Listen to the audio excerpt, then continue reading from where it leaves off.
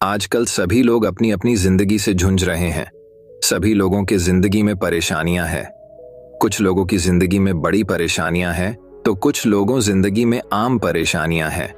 फिर भी वह बड़ी परेशानी वाले लोग कम चिंता करते हैं और आम परेशानी वाले लोग ज्यादा चिंता करते हैं। ऐसा क्यों होता है? आखिर मनुष्य की चिंता पूरी तरह से जड़ से खत्म कैसे की जा सकती है? इसी के पीछे का एक अद्भुत रहस्य हम आज के इस वीडियो में कहानियों के माध्यम से जानेंगे। तो बिना देर किए चलिए उन कहानियों की शुरुआत करते हैं। पहली कहानी। आज से लगभग 2500 साल पहले पुराने चाइना में एक संत पैदा हुए। उनका नाम था लाओ त्सु। लाओ त्सु की गिनती उस समय के सबसे समझदार और बुद्धिमान लोगों में की जाती थी। यहां तक कि चीन के सम्राट भी उनके पास सलाह लेने आया करते थे, क्योंकि लाओ त्सु की बुद्धिमानी के सैकड़ों किस्से प्रसिद्ध थे और उनका बड़ा मान सम्मान भी था। पूरे चाइना में एक बार कुछ ऐसी ही घटना घटी। सम्राट के दरबार में एक व्यापारी आया जिसके पास 2 फूल थे। उसने सम्राट के सामने एक शर्त रखी कि अगर सम्राट पहचान लें कि इनमें से कौन सा फूल असली है और कौन सा नकली। अब सम्राट के सामने 2 फूल लाए गए जिनमें से एक असली था और दूसरा नकली। लेकिन उन दोनों में फर्क कर पाना बड़ा मुश्किल था, क्योंकि देखने में दोनों बिल्कुल एक जैसे लग रहे थे। जिस कारीगर ने उस नकली फूल को बनाया था वह इतना कुशल था कि उसने इतनी बारीकी से असली फूल की नकल की थी कि दोनों में फर्क ढूंढ पाना बड़ा मुश्किल हो रहा था। अब सम्राट उलझन में पड़ गए और जैसे ही सम्राट संकट में पड़े उन्हें याद आई लाओ त्सु की। उसके बाद लाओ त्सु को बुलावा भेजा गया। क्योंकि लाओ त्सु की समझदारी के किस्से बड़े मशहूर थे, इसलिए व्यापारी भी थोड़ा सा घबरा गया। हालांकि वो लाओ त्सु से कभी मिला नहीं था, लेकिन उसने उनके बारे में सुना बहुत था कि लाओ त्सु बहुत ही बुद्धिमान व्यक्ति हैं। लाओ त्सु तक सिपाही ने संदेश पहुंचा दिया कि सम्राट एक दुविधा में फंस गए हैं। 2 फूलों में पहचान करनी है, लेकिन सम्राट पहचान नहीं पा रहे हैं। लाओ त्सु सम्राट के दरबार में पहुंचे। लाओ त्सु ने उन दोनों फूलों को गौर से देखा और उन फूलों को पहचानने का प्रयास किया, लेकिन लाओ त्सु भी थोड़े दुविधा में पड़ गए। वो भी थोड़ा परेशान हुए और भ्रमित हो गए कि इनमें से कौन सा फूल असली है और कौन सा नकली, क्योंकि देखने में दोनों फूल एक जैसे थे। लाओ त्सु को भी उनमें अंतर कर पाने में बड़ी मुश्किल हो रही थी। फिर लाओ त्सु ने व्यापारी से थोड़ा सा समय मांगा और वो टहलते हुए दरबार की खिड़की तक गए और उन्होंने उस खिड़की को खोल दिया। थोड़ी ही देर में बाहर से एक मधुमक्खी उड़ती हुई आई और वो जाकर उन दोनों फूलों में से एक के ऊपर बैठ गई। और यह देखकर लाओ त्सु के चेहरे पर एक हल्की सी मुस्कुराहट फैल गई। ये देखकर सम्राट समझ गए कि लाओ त्सु ने इस परेशानी का हल ढूंढ लिया है, असली फूल को पहचान लिया है। तभी लाओ त्सु ने कहा, बाएं हाथ की तरफ जो फूल है वही असली है और दाहिनी हाथ में रखा हुआ फूल नकली है। व्यापारी बद्धा हैरान हुआ, क्योंकि वो भी कभी कभी बीच बीच में भूल जाता था कि कौन सा फूल असली है और कौन सा फूल नकली। उसे भी याद रखने में बड़ी परेशानी होती थी। उसने हैरान होकर लाओ त्सु को पूछा कि आपने पहचाना कैसे? लाओ त्सु ने कहा, इंसानों की आंखों को धोखा दिया जा सकता है, लेकिन नेचर को धोखा नहीं दिया जा सकता। इन फूलों को देखकर इंसान भले ही अपने आंखों के कारण धोखे में पड़ जाए, लेकिन एक मधुमक्खी को धोखा नहीं दिया जा सकता। मधुमक्खी आकर के हमेशा एक असली फूल पर ही बैठेगी। तो ये थी एक छोटी सी कहानी लाओ त्सु के बुद्धि के बारे में। ये कहानी हमें सिखाती है कि अगर हम ध्यान दें, हमारे आसपास ही बड़ी से बड़ी समस्याओं का समाधान छुपा होता है। तो दोस्तों चलिए अब हमारी दूसरी कहानी की शुरुआत करते हैं। दूसरी कहानी प्रॉब्लम्स। एक बार एक आदमी जंगल से होते हुए अपने गांव जा रहा था। वह बड़ा ही खुश था और बड़े मजे के साथ अपनी कार चला रहा था। तो थोड़ी देर के बाद क्या हुआ कि उसकी गाड़ी एक ब्रिज पर जाकर रुक गई। वह आदमी अपनी कार से बाहर आया। उसने देखा कि उसकी गाड़ी का एक टायर पंचर हो गया। तो वो आदमी जितना खुश था, जितना मजे में था, टायर पंचर होने के बाद उसका सारा मजा किरकिरा हो गया। उसने अपनी कार से स्टेपनी निकाली और पंचर वाले टायर के स्क्रू खोलने लगा। आपने देखा होगा कि एक टायर को 4 स्क्रू लगी होती है। तो जैसे ही उसने वह 4 स्क्रू खोले, वह चारों के 4 स्क्रू ब्रिज के नीचे जो नदी बह रही थी उसमें गिर गए। अब वह आदमी ऊपर देखने लगा और कहने लगा कि एक मुसीबत क्या कम थी कि तूने और एक बढ़ा दी। अब अपने आप को कोसने लगा, अपनी किस्मत को कोसने लगा कि मेरी किस्मत ऐसी ही है, मेरे साथ सब बुरा होता रहता है। उतने में जंगल से एक चरवाहा आ रहा था बकरी चराते हुए। उस आदमी के पास पहुंचा और उसे पूछने लगा कि सर क्या हुआ, कोई प्रॉब्लम हो गई है क्या? वो आदमी गुस्से में बोला कि जाओ तुम्हारा काम करो, ये तुम्हारे बस की बात नहीं है। तो उस चरवाहा ने फिर से पूछा, सर बताइए, क्या आपकी गाड़ी खराब हो गई है? यहाँ दूर दूर तक कोई मैकेनिक भी नहीं है। तो वो आदमी बोला, मेरी गाड़ी का टायर पंचर हो गया है, लेकिन मैं स्टेफनी लगा ही रहा था कि तभी चारों के चारों स्क्रू नदी में गिर गए। फिर उस चरवाहे ने बोला, यह तो बहुत आसान है। वह आदमी बोला, कैसे? उसने बोला, तीनों टायर के एक एक स्क्रू निकालकर इस टायर में लगा दो, प्रॉब्लम सॉल्व। देखा जाए तो जिंदगी में जितनी भी प्रॉब्लम आती है सबका सॉल्यूशन है, लेकिन लोग सॉल्यूशन पर फोकस नहीं करते हैं, प्रॉब्लम को लेकर बैठ जाते हैं। जैसे मेरे साथ ही क्यों हुआ, ये मेरे साथ ही क्यों होता है, वगैरह वगैरह। अरे जो होना था हो गया, अब सॉल्व करने के लिए क्या करना है वह सोचो ना। अब हमें जिंदगी मिली है तो उसमें प्रॉब्लम तो होगी ही। तो दोस्तों चलिए अब हमारी तीसरी कहानी की शुरुआत करते हैं। तीसरी कहानी, एक गांव में एक आदमी रहता था जो कि बहुत गरीब था। वह आदमी हर वक्त यही सोचा करता था कि मेरी जिंदगी कब बदलेगी और कब मैं इस गरीबी से बाहर निकलूंगा। तो एक बार उसके पड़ोसी वाले गांव में एक बाबा आए हुए थे जो हर किसी के सवाल का जवाब दे रहे थे। ये आदमी भी अपने सवाल का जवाब जानने के लिए अपने गांव से उस गांव के लिए जंगल के रास्ते से निकल गया। आदमी जंगल के रास्ते से जा रहा था तो अंधेरा काफी हो चुका था। इसे उस जंगल में एक घर दिखाई दिया जो कि बहुत बड़ा और आलीशान घर था। इस आदमी ने वहां रात गुजारने के लिए उस घर के मालिक से इजाजत ले ली। उस घर के मालिक ने उस आदमी से पूछा कि तुम उस गांव में किससे मिलने जा रहे हो? फिर उस आदमी ने कहा कि मैं एक बाबा से अपने सवाल का जवाब पूछने जा रहा हूं। यह सुनने के बाद घर के मालिक ने आदमी से कहा कि तुम उन बाबा से मेरा भी एक सवाल पूछना। मेरी बेटी 20 साल की है और वह गूंगी है। तुम उन बाबा से यह पूछना कि वह बोलना कब शुरू करेगी। उस आदमी ने उस घर के मालिक को हाँ कहा और अगली सुबह वह वहां से निकल गया तो उस आदमी को एक बूढ़ा जादूगर मिला जिसके हाथ में जादू की छड़ी थी। उस बूढ़े जादूगर ने उस आदमी से पूछा कि तुम कहां जा रहे हो? उस आदमी ने जवाब दिया कि माला, मैं एक बाबा से अपने सवाल का जवाब पूछने जा रहा हूं। बूढ़े जादूगर ने कहा कि तुम बाबा से यह भी पूछना कि मैं स्वर्ग में कब जाऊंगा। वह आदमी हाँ कहकर वहां से चला गया। थोड़ी दूर जाने के बाद आदमी को एक बड़ा सा कछुआ दिख रहा था जो ड्रैगन बनने की कोशिश कर रहा था। उसने भी आदमी से पूछा कि तुम कहां जा रहे हो? आदमी ने उसे भी वही जवाब दिया कि मैं एक बाबा से अपने सवाल का जवाब पूछने जा रहा हूं। तो उस कछुए ने भी कहा कि उन बाबा से यह भी पूछना कि मैं ड्रैगन कब बनूंगा। आदमी कछुए को हाँ कहकर वहां से भी चला जाता है। जब वह आदमी उन बाबा के पास पहुंचा तो बाबा ने आदमी से कहा कि तुम मुझसे कोई भी 3 ही सवाल पूछ सकते हो। अब आदमी सोच में पड़ गया कि मैं अब अपना सवाल पूछूं या उन तीनों का। आदमी ने सोचा, मेरा सवाल तो यह था कि मैं गरीबी से कब बाहर निकलूंगा। मेरी प्रॉब्लम तो बहुत ही छोटी है, मैं उन तीनों के सवाल ही पूछ लेता हूं। उस आदमी ने कछुए का सवाल बाबा से पूछा तो उन्होंने कहा कि जब वो कछुआ अपने कवच से बाहर निकलेगा तब वो ड्रैगन बन जाएगा। फिर आदमी ने उन बूढ़े जादूगर का सवाल बाबा से पूछा तो बाबा ने कहा कि जब वह जादूगर अपनी जादू की छड़ी किसी दूसरे को दे देगा तब वह स्वर्ग में चल जाएगा। फिर आदमी ने उस घर के मालिक का सवाल बाबा से पूछा तो बाबा ने कहा कि जब उसकी बेटी को उसका जीवन साथी मिल जाएगा तब वह बोलना शुरू कर देगी। वह आदमी उन तीनों सवालों के जवाब लेकर उसी रास्ते से चला गया जिस रास्ते से वो आया था। रास्ते से गुजरते वक्त जब वह कछुए से मिला तो कछुए को अपना कवच छोड़ने को कहा और जैसे ही कछुए ने अपना कवच छोड़ा तो वह ड्रैगन बन गया।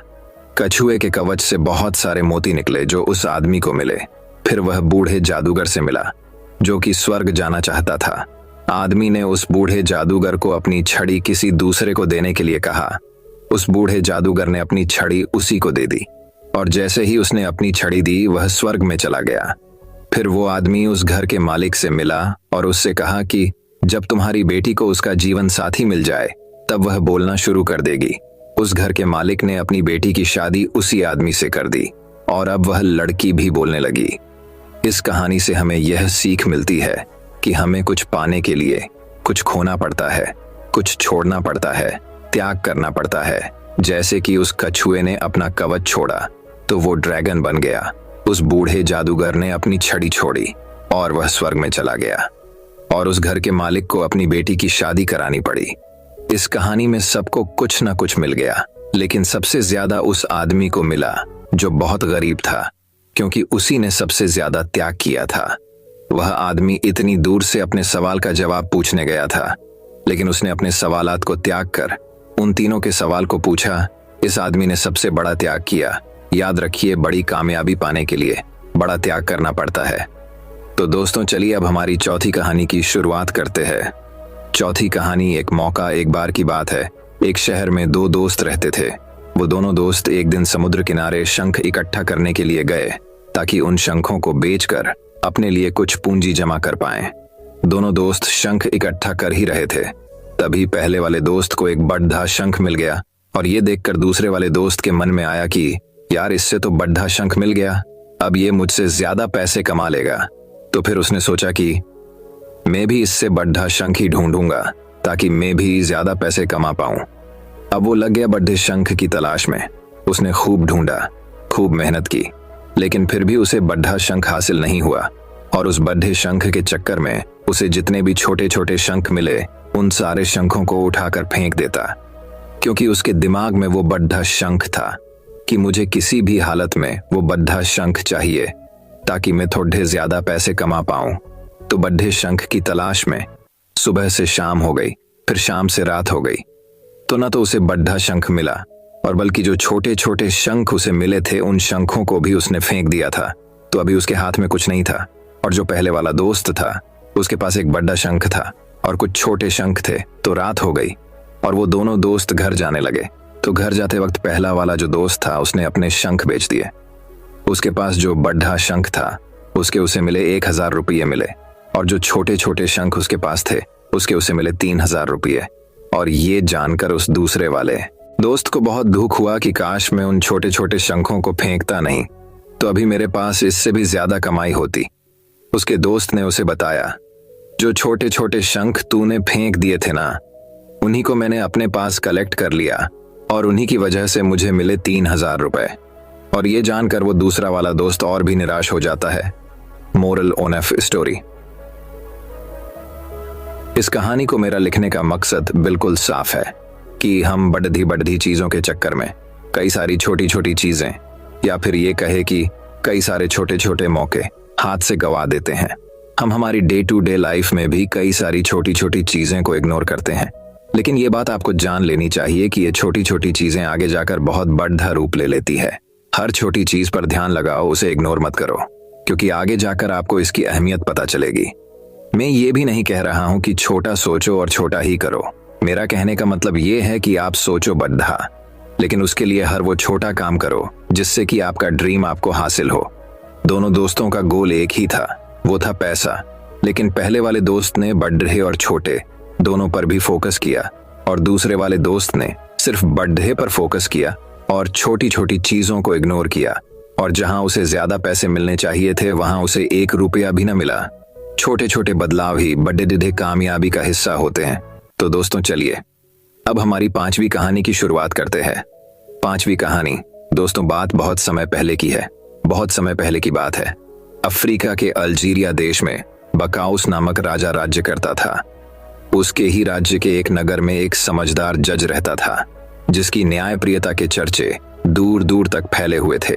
जब राजा के कानों में उसकी न्यायप्रियता के चर्चे पहुंचे, तो उसने उसकी परीक्षा लेने का निर्णय किया।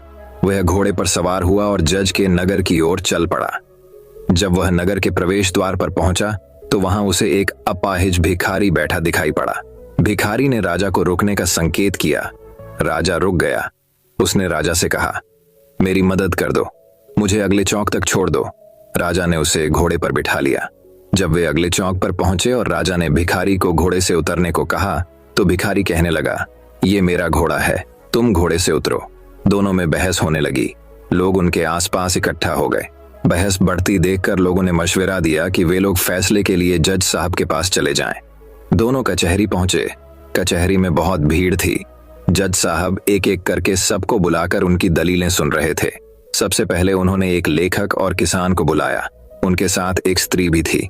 लेखक ने स्त्री की तरफ इशारा करके कहा, जज साहब, ये स्त्री मेरी है।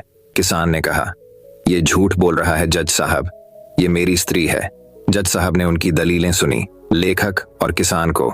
उन्होंने अगले दिन आने को कहा। स्त्री को रोक लिया। उसके बाद उनके सामने कसाई और तेली हाजिर हुए। कसाई के कपड़ों पर खून से छींटे थे, वहीं तेली के कपड़ों पर जगह जगह तेल के दाग लगे हुए थे। कसाई के हाथ में पैसों की एक थैली थी। कसाई बोला, जज साहब, पैसों की ये थैली मेरी है। किसान बोला, नहीं जज साहब, ये थैली मेरी है। दोनों की दलीलें सुनकर जज साहब बोले, ये पैसों की थैली यहीं छोड़ जाओ, तुम दोनों कल आना, मैं कल फैसला करूंगा। अंत में राजा और भिखारी की बारी आई। राजा ने जज को सारी घटना बताई। तब जज ने कहा, घोड़े को यहीं छोड़ दो, तुम दोनों कल आना। अगले दिन कचहरी में सब हाजिर हुए। सबसे पहले जज साहब ने लेखक और किसान को बुलाया। दोनों सामने आए। जज साहब ने फैसला दिया, ये स्त्री लेखक की पत्नी है, किसान झूठा है, उसे 50 कोड़े लगाए जाए। उसके बाद उन्होंने कसाई और तेली को बुलाकर फैसला सुनाया, ये पैसों की थैली कसाई की है, झूठे तेली को 50 कोड़े लगाए जाएं। अंत में राजा और भिखारी को बुलाया गया। जज साहब दोनों को लेकर अस्तबल के सामने पहुंचे। अस्तबल में कई घोड़े बंधे हुए थे। पहले जज राजा को लेकर अस्तबल में गया और घोड़े को पहचानने को कहा। राजा ने घोड़ा पहचान लिया। उसके बाद वह भिखारी को लेकर अस्तबल में गया। भिखारी ने भी घोड़ा पहचान लिया। सब वापस कचहरी में आए। जज ने फैसला सुनाते हुए राजा से कहा, वो घोड़ा आपका है। उसने भिखारी को 50 कोड़े लगाने का हुक्म दिया। राजा जज के निर्णय से बहुत प्रभावित हुआ। कचहरी की कार्यवाही समाप्त होने के बाद राजा जज के पास गया और पूछने लगा, जज साहब, मैं जानना चाहता हूं कि आप सारे फैसलों पर कैसे पहुंचे। जज ने बताया, मैंने आज सुबह महिला को दवात से पेन में स्याही भरने को कहा। उसने ये काम बखूबी किया। मैं समझ गया कि वह लेखक की पत्नी है। पैसों की थैली से सिक्के निकालकर मैंने रात में पानी के बर्तन में डाल दिए थे। सुबह मैंने देखा कि पानी की सतह पर तेल नहीं तैर रहा। मैं समझ गया कि तेली झूठ बोल रहा है। वो पैसों की थैली कसाई की है। घोड़े का मामला जरा पेचीदा था। फिर आप निर्णय तक कैसे पहुंचे? राजा ने पूछा। जज बताने लगा, आज सुबह जब मैं आप दोनों को अस्तबल ले गया और घोड़े को पहचानने को कहा, तो मेरा मकसद ये देखना नहीं था कि आप दोनों में से कौन घोड़े को पहचान पाता है, बल्कि ये देखना था कि घोड़ा आप दोनों में से किसे पहचानता है। जब आप घोड़े के पास पहुंचे तो घोड़ा खुशी से पूंछ हिलाने लगा, किंतु जब भिखारी घोड़े के पास गया तो उसने अपना पिछला पैर उठाया।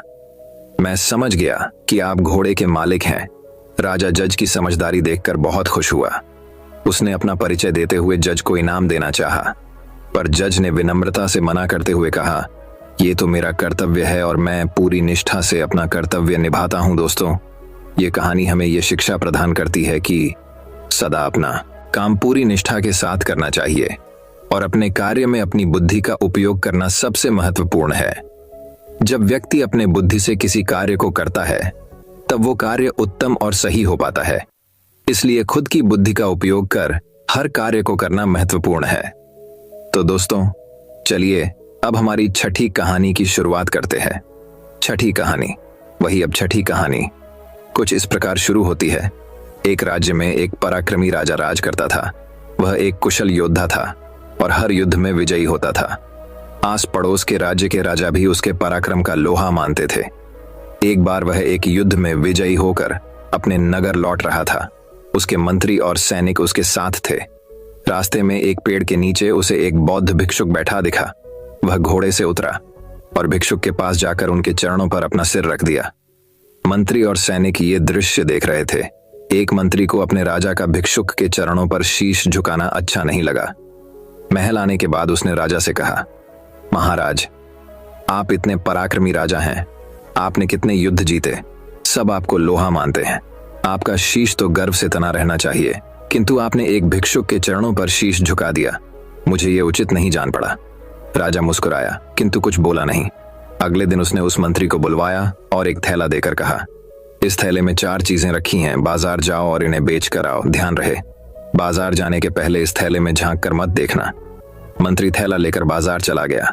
बाजार में जब बेचने के लिए उसने 4 चीजें निकाली तो चकित रह गया। थैले में एक मुर्गी का सिर, एक मछली का सिर, एक बकरी का सिर और एक इंसान का सिर था। राजा की आज्ञा का पालन उसे करना ही था। उसने मुर्गी का सिर, मछली का सिर और बकरी का सिर तो बेच दिया, किंतु इंसान का सिर खरीदने को कोई तैयार नहीं हुआ। वह उसे बिना बेचे ही राजा के पास लौट आया। राजा ने कहा, कोई बात नहीं, कल एक प्रयास और करना। अब की बार तुम बिना कोई मूल्य लिए इंसान का सिर किसी को दे आना। अगले दिन मंत्री फिर बाजार गया। पूरे दिन उसने इंसान का सिर मुफ्त में लोगों को देने का प्रयास किया, किंतु मुफ्त में भी किसी ने वह सिर नहीं लिया। मंत्री महल लौट आया। वह समझ चुका था कि राजा ने उसे यह काम करने क्यों कहा था। वह राजा के पास पहुंचा तो राजा ने पूछा, क्या मेरी मृत्यु के बाद तुम मेरा सिर अपने पास रखोगे? मंत्री ने सिर झुका दिया। राजा ने कहा, जिस सिर को कोई बिना मोल भी लेना नहीं चाहता, उसे मैंने किसी भिक्षुक के चरणों में झुका दिया तो क्या हो गया? विनम्रता से झुके मेरे सिर को भिक्षुक का आशीर्वाद तो मिला। स्मरण रखो, मिथ्या अभिमान का कोई अर्थ नहीं दोस्तों। यह कहानी हमें यह शिक्षा प्रदान करती है कि मिथ्या अभिमान व्यर्थ है। विनम्र व्यक्ति सदा फलता फूलता है और अभिमानी अपने अभिमान की तरह कभी न कभी टूट ही जाता है। तो दोस्तों चलिए अब हमारी 7वीं कहानी की शुरुआत करते हैं। 7वीं कहानी। एक जंगल में एक पेड़ की साख पर एक छोटा सा पक्षी बैठा था। वह एक डाल से दूसरी डाल पर कूदता, फिर तीसरी डाल पर। वह निर्भीक होकर प्रकृति का आनंद ले रहा था। अचानक से जंगल में तूफान आ गया और हवाएं बहुत जोर से चलने लगी। ऐसा लगने लगा कि सारे पेड़ टूटकर गिर जाएंगे। पर उस छोटे से पक्षी को कोई डर न था। उसे विश्वास तक क्यों तूफान से अपने आप को बचा लेगा। अगर एक साथ टूट गई तो फिर वह दूसरे साथ पर जाकर बैठ जाएगा। जंगल में ना तो पेड़ों की कमी थी और ना ही शाखों की। वो जानता है अपनी शक्ति को। उसके पास उड़ने को पंख है और यही पंख उसकी शक्ति है और यही उसका विश्वास है।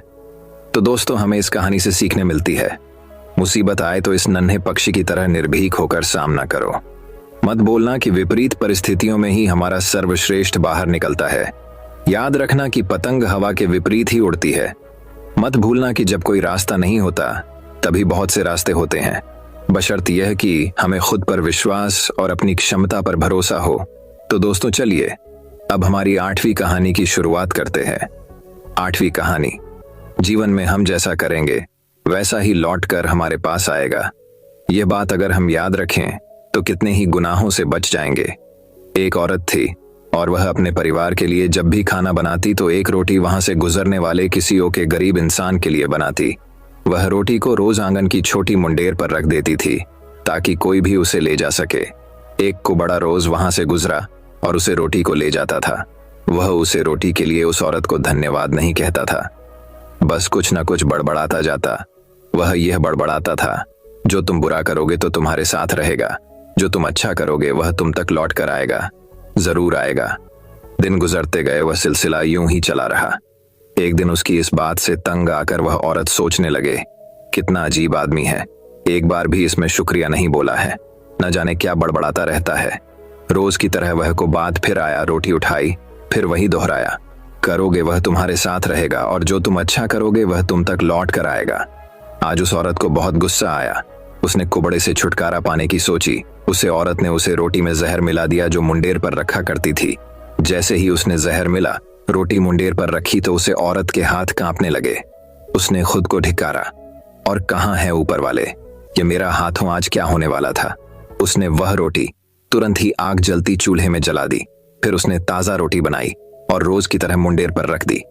कोबरा व्यक्ति फिर आया, मुंडेर से रोटी लेकर फिर वही बात बड़बड़ाता हुआ चला गया। वह बेचारा क्या जाने कि इस औरत के दिमाग में क्या चल रहा था। इस औरत का एक बेटा था जो परदेश में रहता था। महीने गुजर गए थे, उसकी कोई खबर न थी। यह औरत हमेशा अपने बेटे की सलामती की और वह वापसी की दुआ मांगा करती थी। एक शाम दरवाजे पर दस्तक हुई। उसे औरत ने दरवाजा खोलते ही वह शॉकेड रह गई। उसका बेटा उसके सामने खड़ा था, एकदम पतला दुबला, फटे हुए कपड़े, हाल बेहाल था। मां ने घबरा कर पूछा, ये तुझे क्या हुआ मेरे बच्चे? बेटे ने कहा, मां बस तुम इसे एक चमत्कार ही समझो कि मैं जिंदा हूं और तुम्हारे सामने खड़ा हूं। मैं भूख से कई दिनों से बेहाल था। जब यहाँ की दूरी पर था तो चक्कर खाकर गिर गया। मैं तो मर ही गया होता अगर एक कुबड़ा मुझे रोटी ना खिलता। जैसे ही मां ने सुना कि एक कुबड़े ने उसके बेटे को रोटी खिलाई है तो उसका शरीर पीला पड़ गया। मन ही मन में सोचने लगी कि यह ऊपर वाले आज मेरे हाथों में क्या होने वाला था।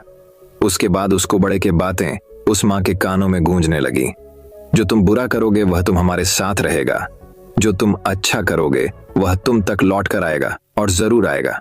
दोस्तों, अगर ये क्या है जो दिया है वही लौट कर आएगा, तो फिर क्यों न सिर्फ दुआ ही दिया जाए। तो दोस्तों चलिए अब हमारी 9वीं कहानी की शुरुआत करते हैं। 9वीं कहानी एक जाल। दोस्तों, बचपन से लेकर अभी तक हमें कुछ ऐसी बातें सिखा दी गई हैं, बल्कि हमारे दिमाग में बिठा दी गई है, फिट कर दी गई है, जिसका कि कोई मतलब ही नहीं है। और ये बातें हमें हमारी स्कूल में, हमारे घर पर, बल्कि हर जगह सुनाई देती है। वह कौन सी बातें हैं, कौन सी ऐसी बात की मैं बात कर रहा हूँ, वे आपको इस कहानी में सब कुछ समझ में आ जाएगा। एक बार एक पिंजरे में कुछ बंदरों को डाल दिया जाता है और उस पिंजरे में एक सीढ़ी लगा दी जाती है। उसके ऊपर कुछ केले लटका दिए गए। जैसे ही उस पिंजरे में कुछ बंदरों को डालते हैं, उनमें से एक बंदर सीढ़ी चढ़ के केले खाने की कोशिश करता है, लेकिन जैसे ही वह सीढ़ी पर कदम रखता है तो उन सब बंदरों के आंख में ठंडा पानी डाल दिया जाता है। इसकी वजह से हो फिर नीचे उतर आता है। फिर उसके बाद एक दूसरा बंदर कोशिश करता है। वह जैसे ही सीढ़ी पर कदम रखता है तो उन तमाम बंदरों पर ठंडा पानी डाल दिया जाता है। अब वह बंदर भी नीचे आ जाता है। सारे बंदरों को अब यह बात समझ में आ जाती है कि सीढ़ी पर चढ़ते ही हमारे ऊपर ठंडा पानी डाला जाता है। फिर कुछ समय बाद उस पिंजरे में से एक पुराने वाले बंदर को निकालकर और एक नए वाले बंदर को डाल दिया जाता है। नया वाला बंदर जैसे ही पिंजरे में जाता है तो उस केले देखता है, और वह बंदर केले खाने के लिए सीढ़ी पर जैसे ही कदम रखता है कि सारे बंदर मिलकर उसकी पिटाई कर देते हैं। बंदर को यह बात समझ में नहीं आती है कि मेरी पिटाई क्यों हुई, इसके पीछे क्या वजह है। बंदर को कुछ समझ में नहीं आता है। फिर थोड़ी देर के बाद उस पिंजरे में से एक पुराने वाले बंदर को निकाल दिया जाता है और फिर एक नए वाले बंदर को डाल दिया जाता है, और उस बंदर को भी जैसे ही पिंजरे में डालते ही उसे केले दिखते हैं, और वो जैसे ही उसको खाने के लिए सीढ़ी में चढ़ने की कोशिश करता है तो सारे बंदर मिलकर उसकी धुलाई कर देते हैं। और धुलाई करने वाले बंदरों में से वह बंदर भी शामिल होता है जो पिछली बार पीटा गया था। इसको भी पता ही नहीं था कि मेरी पिटाई क्यों की गई है, और इस बार उसने भी सारे बंदरों के साथ मिलकर उस नए वाले बंदर की पिटाई कर दी। तो फिर धीरे धीरे करके उस पिंजरे में से सारे पुराने वाले बंदरों को निकाल दिया जाता है और उसमें सारे नए बंदरों को डाल दिया जाता है। अब उस पिंजरे में सारे नए बंदर थे, और उस पिंजरे पर जो बाल्टी रखी हुई थी ठंडे पानी की, वह भी हटा दी जाती है। पर अब जब भी कोई नया बंदर को उस पिंजरे में डाल रहे थे, अब वह नया बंदर जैसे ही केले खाने के लिए सीढ़ी में अपनी पैर को रखता है, वैसे ही सारे बंदर मिलकर उसे नए बंदर की धुलाई कर देते हैं। और उस पिंजरे में किसी को पता ही नहीं था कि हम एक दूसरे को क्यों मार रहे हैं। और इसी तरह हम इंसान भी एक दूसरों के सपनों की धुलाई करते आ रहे हैं। जब भी कोई इंसान सपना देखता है कुछ बड़ा करने का, हम उसको कुछ ऐसी बातें बता देते हैं जिसकी वजह से वह डिमोटिवेट हो जाता है, और हमें भी यह पता नहीं होता है कि हम उसकी सपनों की धुलाई क्यों कर रही है, और हम उसको ऐसी बातें क्यों बता रहे हैं, क्योंकि हम लोगों ने अपने बाप दादा से यही सब कुछ सुना है ना, इसीलिए हम उसके साथ भी ऐसी ही बातें कर रहे हैं। और सबसे बड़ा डायलॉग जो होता है कि समय से पहले और किस्मत से ज्यादा आज तक किसी को भी नहीं मिला। तू चाहे कुछ भी कर, कितने भी बड़े सपने देख, अच्छे अच्छे को हमने फेल होते हुए देखा है। कुछ इस तरह के डायलॉग हम बोलते हैं। लेकिन मैं आपको बता दूं कि जो ठंडा पानी की बाल्टी जो पिंजरे के ऊपर रखी गई थी, वह अब हटा दी गई है। पहले का टाइम बहुत अलग था और अभी का टाइम बहुत अलग है। और अगर कोई इंसान बिजनेस का सपना देखा है, कोई आइडिया आता है, अगर वो उस बिजनेस का लोगों को बताता है, तो लोग उसे कौन सा डायलॉग मारते हैं, एक ही अभी धंधे पानी नहीं है, अभी के टाइम में काम धंधा नहीं है, तो कुछ भी कर तेरा बिजनेस ठप हो जाएगा। कुछ इस तरह की बातें हम सामने वाले बंदे से करते हैं। लेकिन जिसमें हिम्मत होती है ना, वह सारे बंदरों से निपटकर उस सीढ़ियों के ऊपर चढ़कर आखिरकार वो केले खा ही लेता है।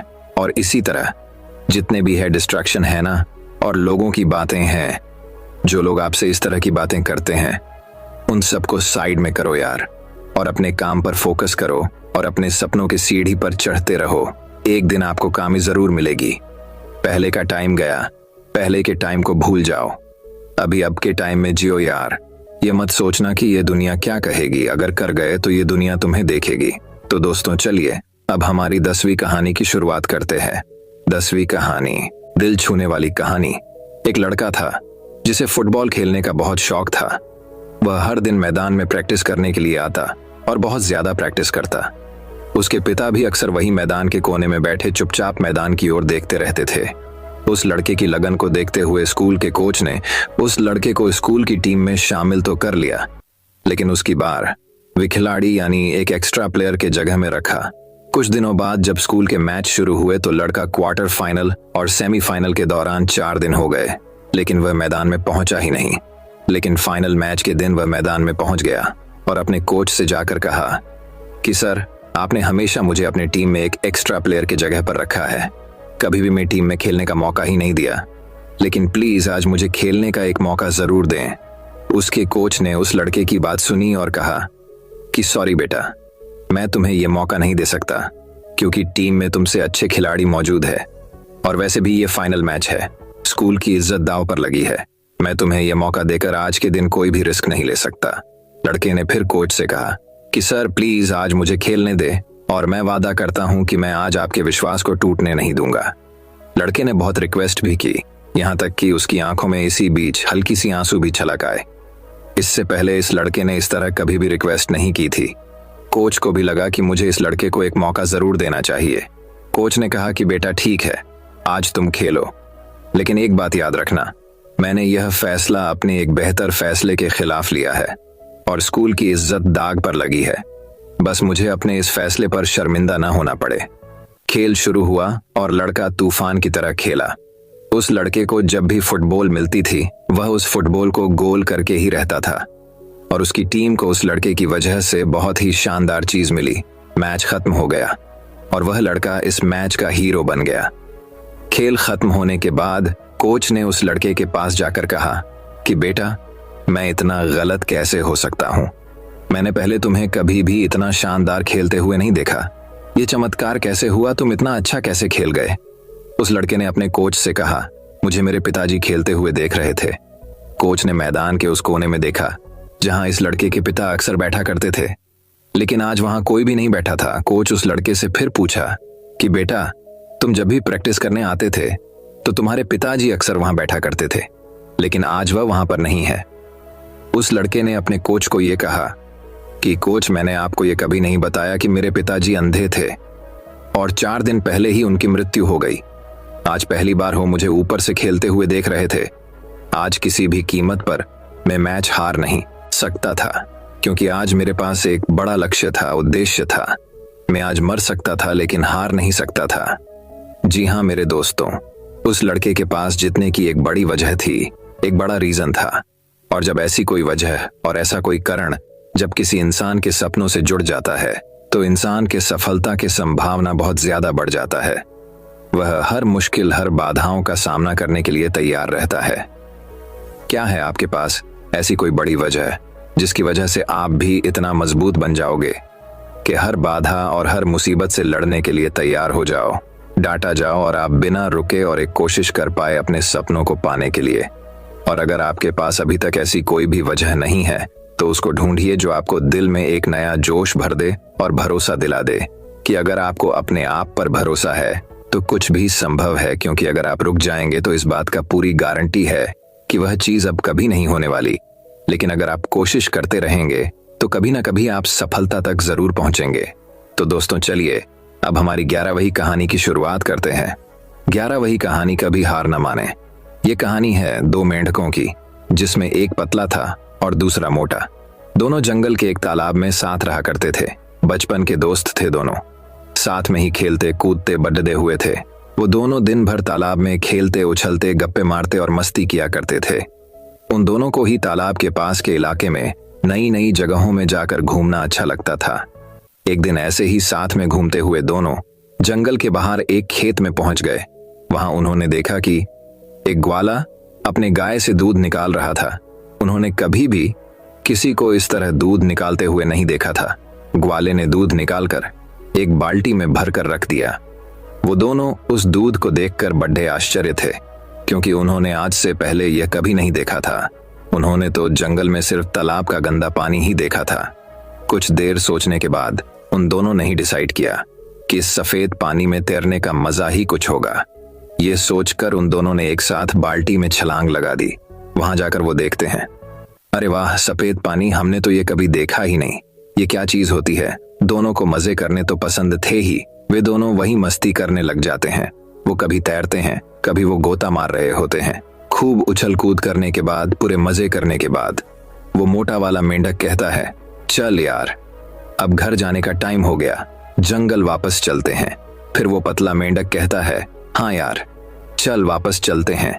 फिर वो दोनों बाल्टी से छलांग लगाने की कोशिश करते हैं, पर वो बाल्टी बहुत बड़ी होती है, वो छलांग लगा नहीं पाते। वो दोनों बाल्टी के किनारे जाकर बाल्टी के दीवारों से छलांग लगाने की कोशिश करते हैं, पर वो देखते हैं कि वहां बहुत फिसलन है।